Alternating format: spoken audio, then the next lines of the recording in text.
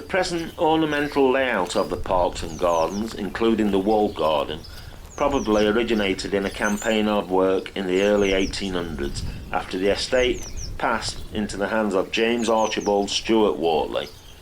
The gardens are designed in the tradition of the picturesque landscapes developed by Capability Brown and Humphrey Repton, and their planning is thought to have involved W.S. Gilpin, who also worked at Clumber Park and Audley End. James Stewart Wortley's wife, Lady Caroline, is said to have taken an active interest in these works. Her letters to her mother during the period 1801 to 1802 detail her delight in the works, which include the construction of a new greenhouse.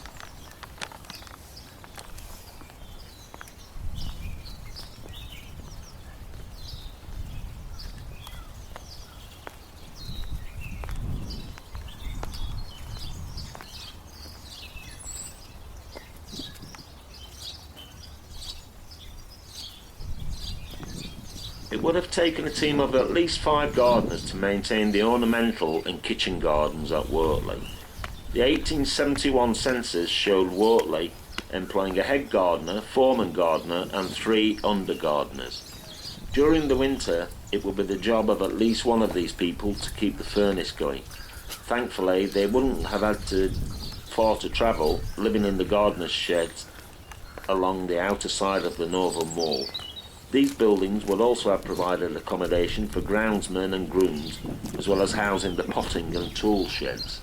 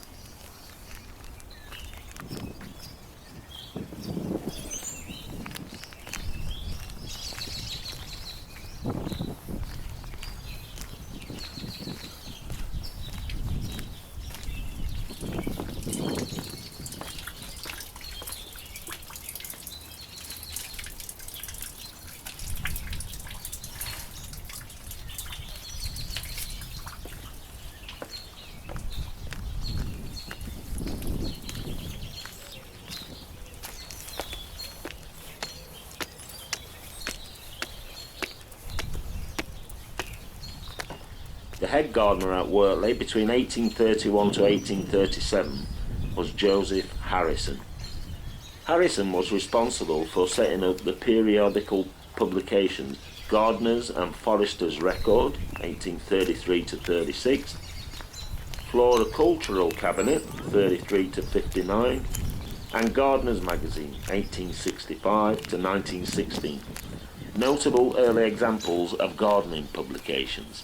These types of journals were widely circulated. In the first 9 months of production, the Floricultural Cabinet sold 59,000 copies. Another of Harrison's publications, the Horticultural Register, was co-written by the builder of the Crystal Palace, Joseph Paxton.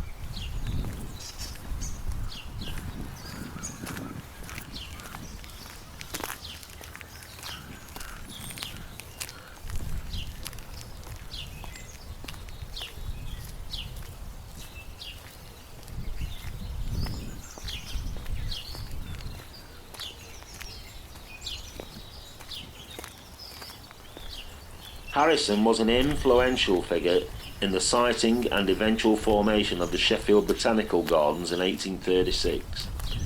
Harrison's successor, Edward Law, furthered the progress of the Botanical Gardens.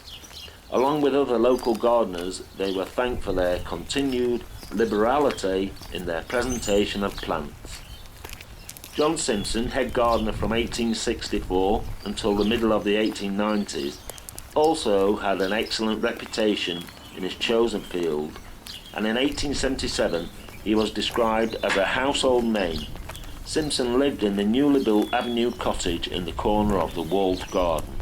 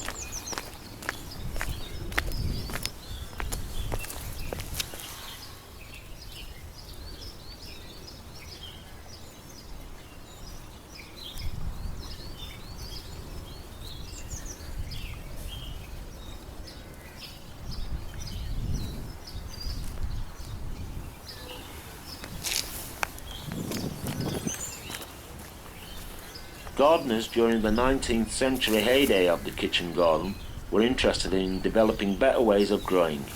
There was a spirit of experimentation and innovation. Joseph Harrison is known to have patented a new system of glazing in 1830.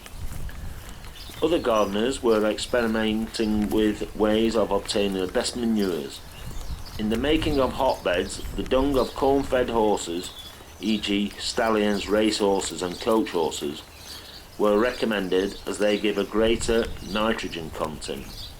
This shows the necessity of the stable yard at Wortley being in close proximity to the walled garden.